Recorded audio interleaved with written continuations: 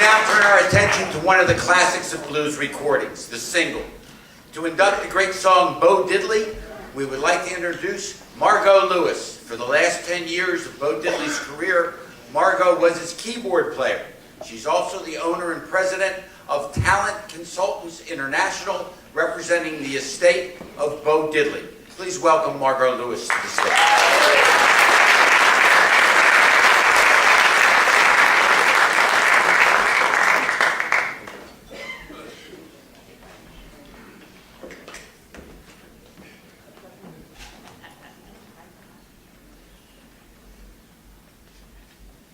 Well, good evening. It's really nice to be here. We are here tonight to induct the song Bo Diddley into the Blues Foundation's Hall of Fame. The song was released in March 1955 on the Chess Records label and rose to number 18 on the R&B charts shortly thereafter.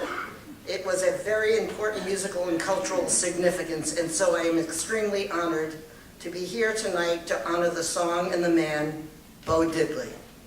For those of you who do not know, Bo was born as Ellas McDaniel in Macomb, Mississippi, and was raised on the south side of Chicago by his mother's cousin, Gussie McDaniel. It was here that Bo changed his name to Ellas McDaniel, and then the peculiar sounding Bo Diddley. Bo was raised in church, which gave him a solid foundation, but he was always looking for something more, a way to be different, a way to make his mark in the world. He studied violin with O.W. Frederick, a prominent music teacher at the Ebenezer Baptist Church, and learned to design and build his own instruments in vocational school. By 1955, he was earning a living playing in small clubs and on the streets of Chicago with the likes of Jerome Green, Jody Williams, and Billy Boy Arnold under the name of the Hipsters and the Langley Avenue Jazz Cats. It was then that he started experimenting with sound, that freight train sound so evident in all of his music that he said made 3 guys sound like 6. And it was then that he made his first recording. In February '55, Bo recorded his first demo consisting of 2 sides, I'm a Man, and a song called Uncle John. He brought that demo to 3 companies, and the first 2 rejected it. But when he walked into Chess Records, Little Walter, who was behind the counter, listened to it and called Phil Chess, one of the label owners.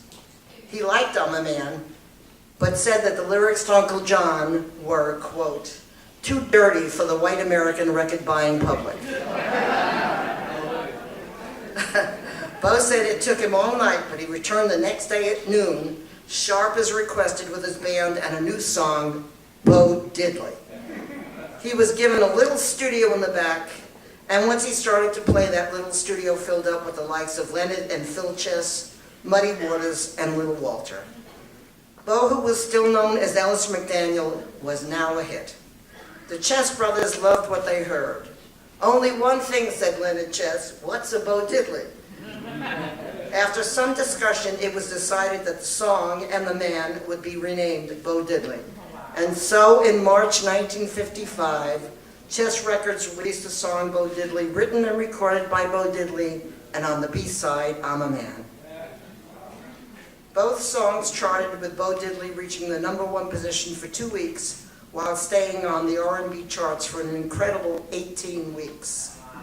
When I once asked him why, he looked at me and smiled and said, I don't know, I guess I just incorporate my name because it seems like a lucky charm. By the way, the Guinness Book of World Records credits him with the most songs using his own name. From this song forward, the musical riff Bo used was a mesmerizing rhythm, which became one of the most influential in rock and roll. Referred to as the Bo Diddley beat, that rhythm has been utilized and incorporated into countless songs by a long list of legendary musicians. In addition to the many honors Bo has received during his career, the use by others of the Bo Diddley beat is, to me, an acknowledgement by his peers of the importance of that revolutionary sound which played a key role in the transition from blues to rock and roll. Artists such as Elvis Presley, Buddy Holly, the Rolling Stones, the Yardbirds, The Animals, Eric Clapton, The Who, Jimi Hendrix, U2, and Bruce Springsteen, and I'm sure I've missed a few. Many of these artists have especially mentioned Bo as an inspiration and major influence on their careers. They often say, the minute I heard that record, Bo Diddley, I was hooked. The music of Bo Diddley will live on always as an inspiration to musicians all over the world, both young and old. Thank you very much for recognizing Bo and his song, Bo Diddley, tonight. It is indeed an honor for which we thank you very much. It is now my distinct pleasure to now introduce you to two members of Bo's family, his eldest child, Evelyn Cooper, and his grandson, Gary Mitchell, the second of Bo's 17 grandchildren. As a youngster, Gary started writing and performing positive rap under the guidance of Bo, which culminated in Gary performing as Philosopher G on Bo's last album, A Man Amongst Men, which was nominated for a Grammy in the Contemporary Blues category. Today, Gary is an officer in law enforcement and corrections with the Levy County Sheriff Department in Bronson, Florida. Gary and Evelyn are both on the ministry staff of their local church, Archer Church of God in Christ. Evelyn is a missionary and Gary a deacon. They are here tonight to represent the family and to accept this prestigious award on his behalf. I am very proud to bring them to the stage to accept this honor. Please give Evelyn and Gary a warm round of applause.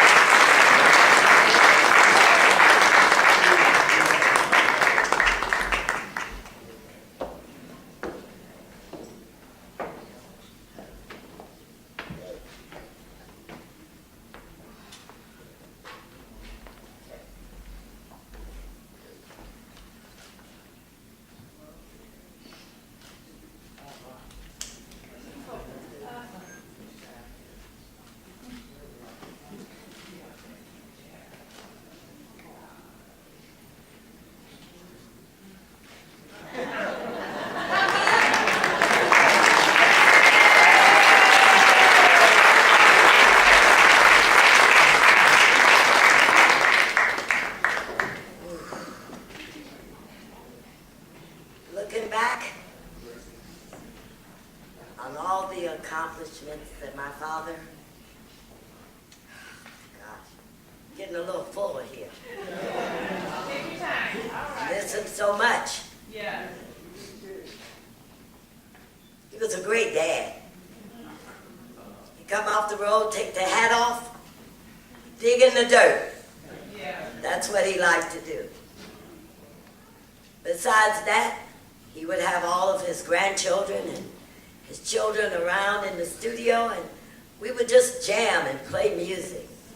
My father had music just coming out of his toenails. There was nothing that he couldn't look at and come up with a song for. He was a genius, you guys. He was a genius with a third grade education.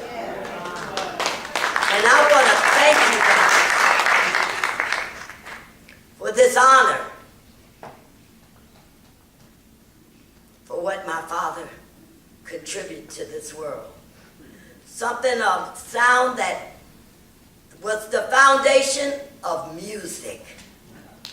He never knew that he would accomplish these things, but he did.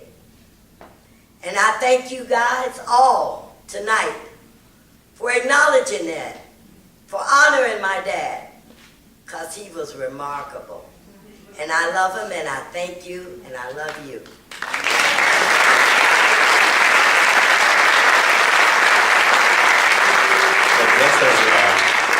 Just to add to, I'd like to thank the Blues Foundation and all of their board members for recognizing and acknowledging my grandpa. He was a special person. He was a very special person. He could do a lot of great things for all of the grandchildren, all of the family. He did. And he loved people. And he was a remarkable person on the stage, because I performed with him many years, and in our schools, around people. I just thank you all for just remembering and recognizing his work that he did at home for all of the world to see, and to be able to jam with Bo Diddley. God bless you all.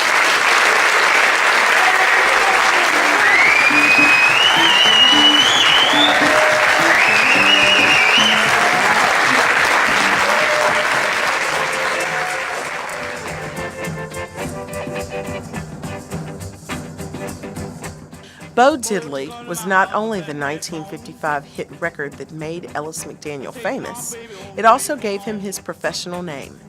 The famed Bo Diddley beat, an energized upbeat of the old Hambone rhythm, rocked the world, and Bo continued to create classics for Checker Records in Chicago with his innovative blend of blues and rock and roll.